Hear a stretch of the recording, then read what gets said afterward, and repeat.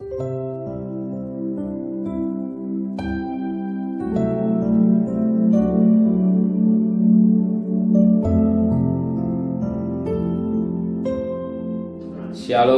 pagi bersama tundukkan kepala, pejamkan mata sejenak. Kita menghadap Tuhan, Bapa yang bersemai dan kerajaan surga, yang boleh kami kenali dalam nama Tuhan Yesus Kristus. Terima kasih Bapa buat kepanjangan umur, pemeliharaan yang Kau berikan hidup kami. Maka sebelum kami mengadakan aktivitas lain, kami adakan mesbah keluarga, mesbah pribadi, kami boleh naikkan pujian penyembahan, dan kami rindu untuk mendengarkan renungan firman-Mu.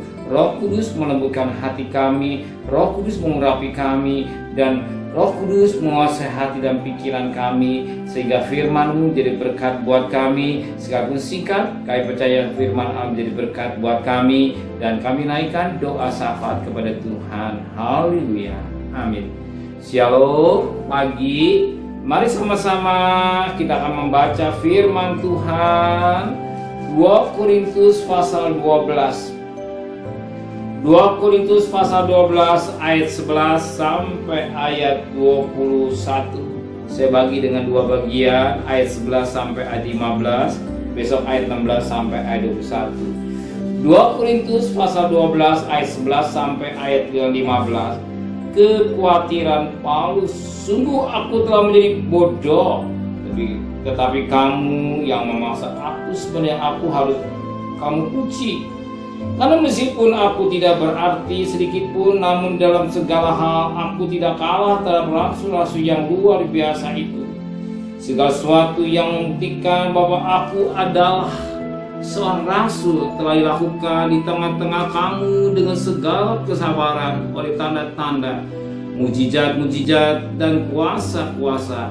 Sebab dalam hal manakah kamu dibelakangkan dibandingkan dengan jemaat-jemaat lain?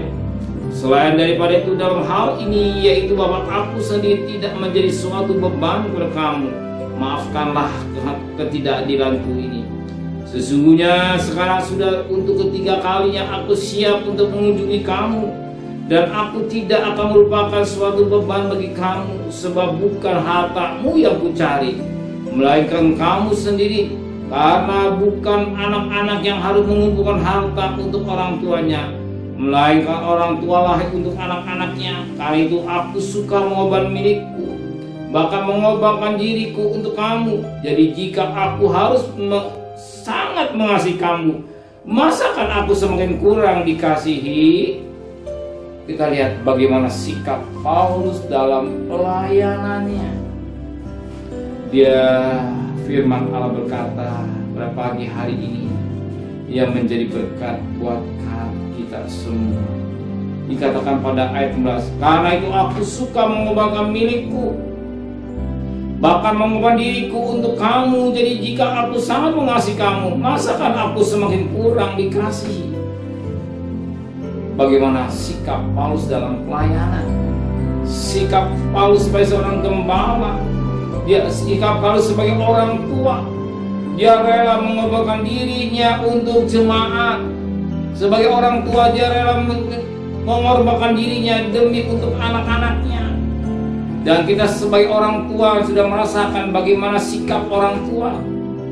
Perhatiannya sedemikian rupa untuk mencari nafkah buat anaknya, mencari bekerja, sekalipun ada badan kurang sehat, tetap bekerja. Karena apa? Demi mencari nafkah untuk anak-anaknya.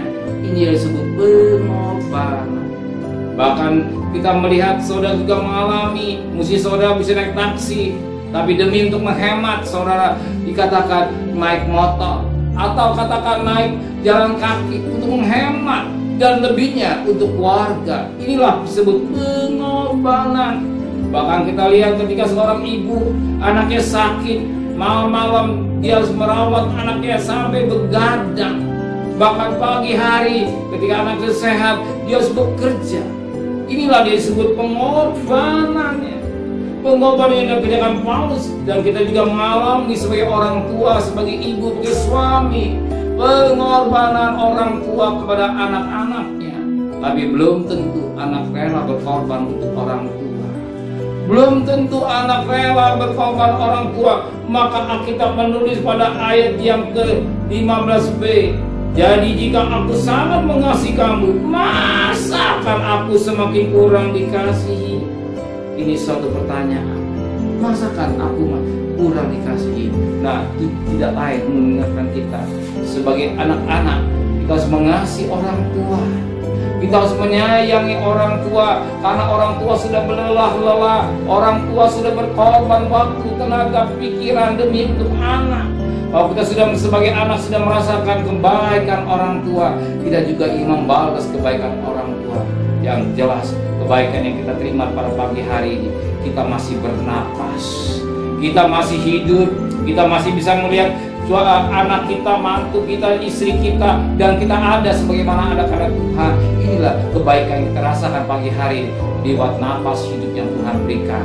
Biar kita juga membalas kebaikan yang Tuhan berikan, dan juga kita membalas kebaikan orang tua kita yang sudah berlelah-lelah untuk memberi makan, memelihara, menyekolahkan, dan segala-galanya. Dan kita sebagai orang yang beriman, kita juga ingat pada orang tua.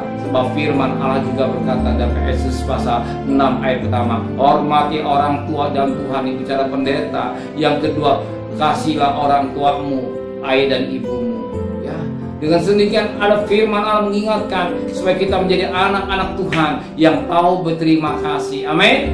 Terima kasih Bapa di surga buat kasih-Mu yang besar, buat firman-Mu. Bagaimana pengorbanan Paulus kepada sebagai gembala, dia rela berkorban, dia lakukan semua karena dia mencintai sidang jemaatnya atau domba-dombanya atau sidang jemaat Korintus. Demikian juga kami sebagai orang tua sudah merasakan bagaimana korban kami kepada anak, dan bagaimana korban juga Kristus dalam hidup kami, dan kami rasakan semua ini karena kebaikan Tuhan. Terima kasih Bapa di surga. Dan sebagai anak, kami harus mulai hari kami berubah. Kami mengasihi orang tua kami yang memperhatikan nafkah hidup kami, yang memelihara kami Tuhan. Terima kasih Bapa di surga. Sebentar kami akan bekerja, berdagang, sekolah, kuliah, serta perjalanan kami. Pergi dengan selamat, pulang dengan selamat, dan kembalikan besok pagi tubuh yang sehat dengan tidak kurang satu apapun juga. Berkati Bapak Presiden, Wakil Presiden, para Menteri, para Gubernur, para Bupati, para Wali Kota, para Camat, para Lurah,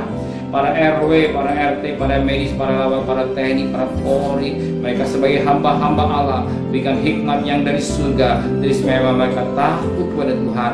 Di dalam tahun politik ini tetap Kau memberikan amanah, juga pelihara bangsa kami Indonesia. Saudara yang kekasih, terimalah berkat nikmat dari Allah Bapa, cinta kasih sayang dari Tuhan Yesus Kristus, dan berkat Roh Kudus atas saudara mulai hari ini sampai Maranatha Tuhan Yesus datang.